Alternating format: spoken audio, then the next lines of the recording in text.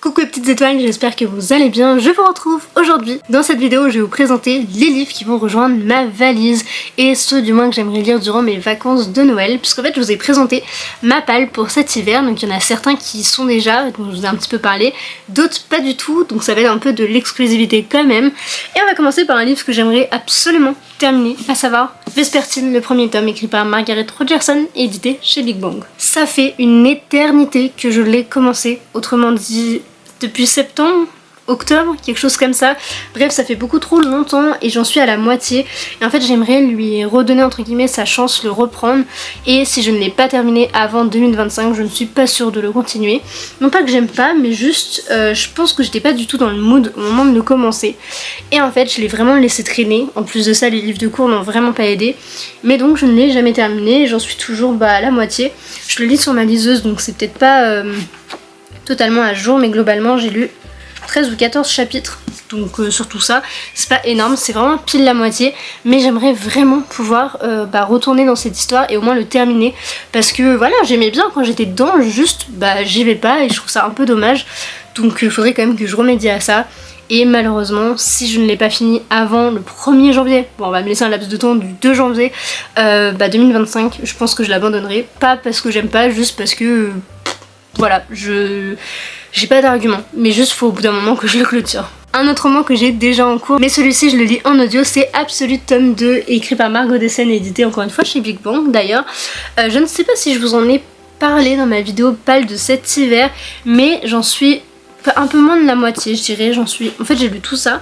Surtout ça, donc en fait je suis clairement loin de la moitié, mais il fait partie de ceux qui ne vont pas rejoindre ma valise puisque je l'écoute donc en audio et je vais pas me charger avec cette petite précasse. Mais écoutez, pour l'instant ça va, j'ai envie de dire que j'aime bien, mais je suis extrêmement perdue entre les personnages. En plus finalement en audio c'est pas une si bonne idée parce que des fois mon attention se perd, sachant qu'elle est pas très élevée même quand je lis sur papier, donc là en audio des fois c'est un peu complexe, surtout pour une dystopie.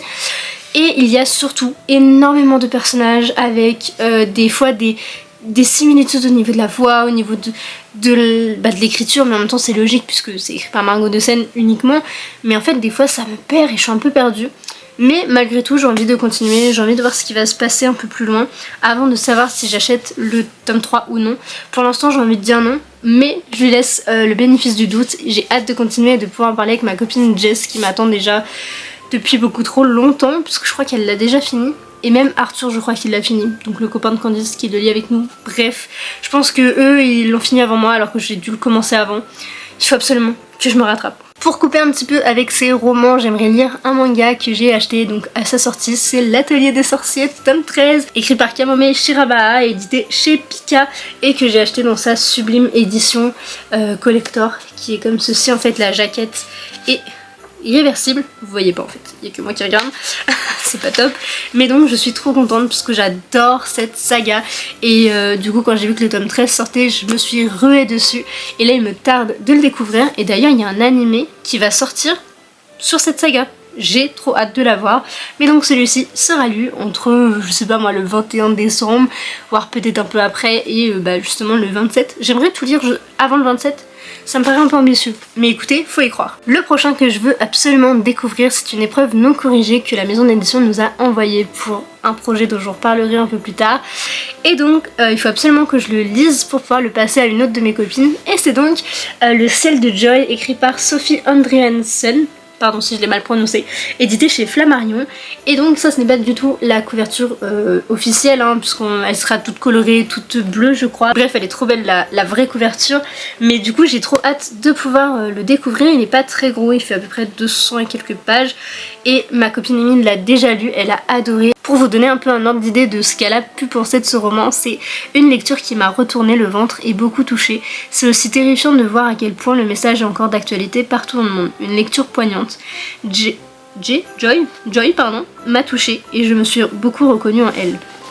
Voilà, donc j'ai vraiment trop hâte de le découvrir. On va parler d'avortement, puisqu'en fait c'est une jeune fille qui a 17 ans et qui va tomber enceinte, sauf que ça va être un peu compliqué pour elle. Je sais plus exactement les tenants et les aboutissants, mais j'ai hâte, même si ça va être dur et poignant comme elle l'a dit, mais j'ai hâte de le découvrir. Le prochain, ça fait pas mal de temps que je dois le lire, vraiment beaucoup trop de temps, et pour le coup je m'en excuse vraiment auprès de la maison d'édition.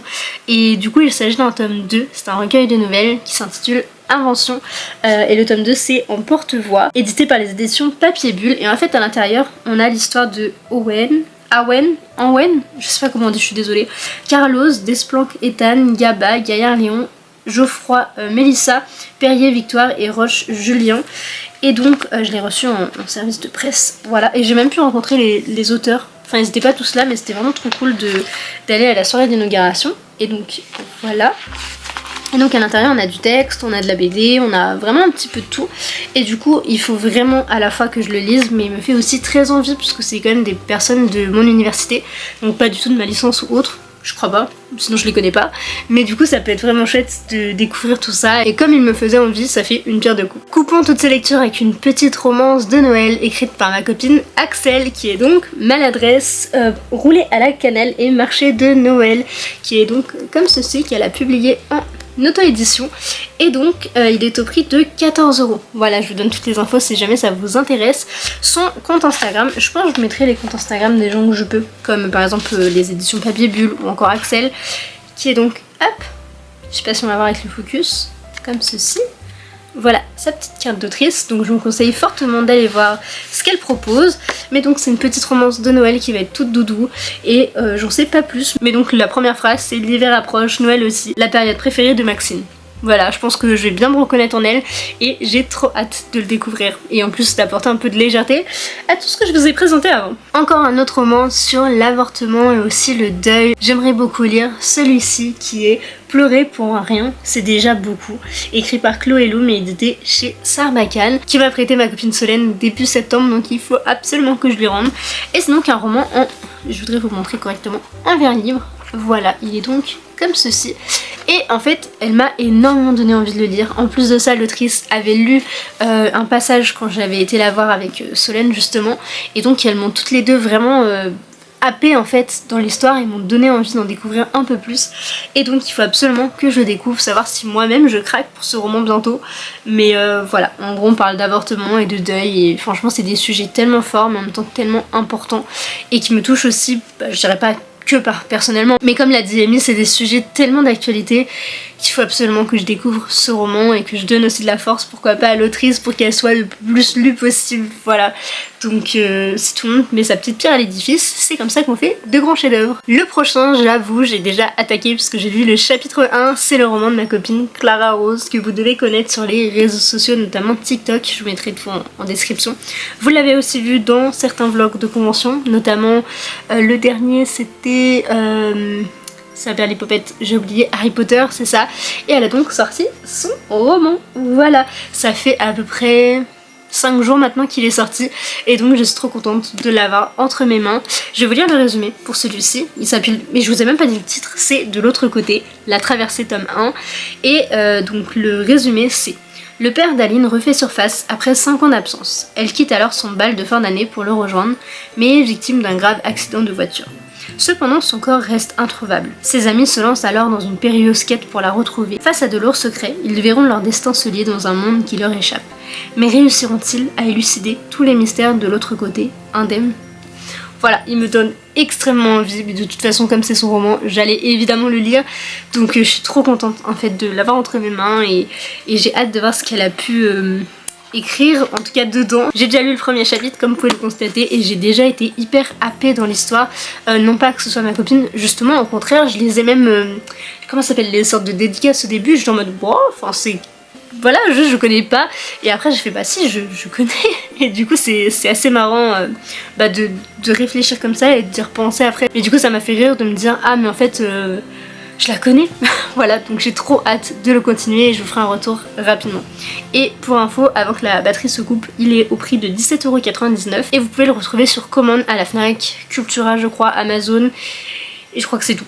mais je suis pas sûre sinon auprès d'elle. Et enfin le dernier dont je voulais vous présenter avant que ça coupe, c'est l'effet boule de neige pour remettre un petit peu d'ambiance de Noël dans toute cette petite pile qui est donc écrit par Clara Hérault et édité chez Hachette Roman. Voilà, je vais pas vous en reparler, mais je l'ai piqué donc à ma copine Amy, c'est pour ça qu'il faut absolument que je le découvre rapidement. Voilà, c'est mon exemplaire d'ailleurs, mais il faut absolument que je le lise avec ces petites annotations avant de pouvoir lui rendre. Et comme c'est une relecture, c'est pour ça que je me dis ce sera peut-être le dernier que je vais mettre de cette palle, mais j'ai trop hâte de retrouver ces personnages que j'aime tant, qui sont donc Iris et Alex, ainsi que Charles en vrai. Voilà, j'aime trop cette histoire. Sur cette vidéo est à présent terminée, j'espère vraiment qu'elle vous aura plu. N'hésitez pas à me dire si certains vous intéressent, si vous voulez que je fasse une vidéo particulière sur tel ou tel livre, ou si vous avez des idées de manière générale. Voilà, et sur ce je vous fais plein de gros bisous et à très vite dans une prochaine vidéo. Bye!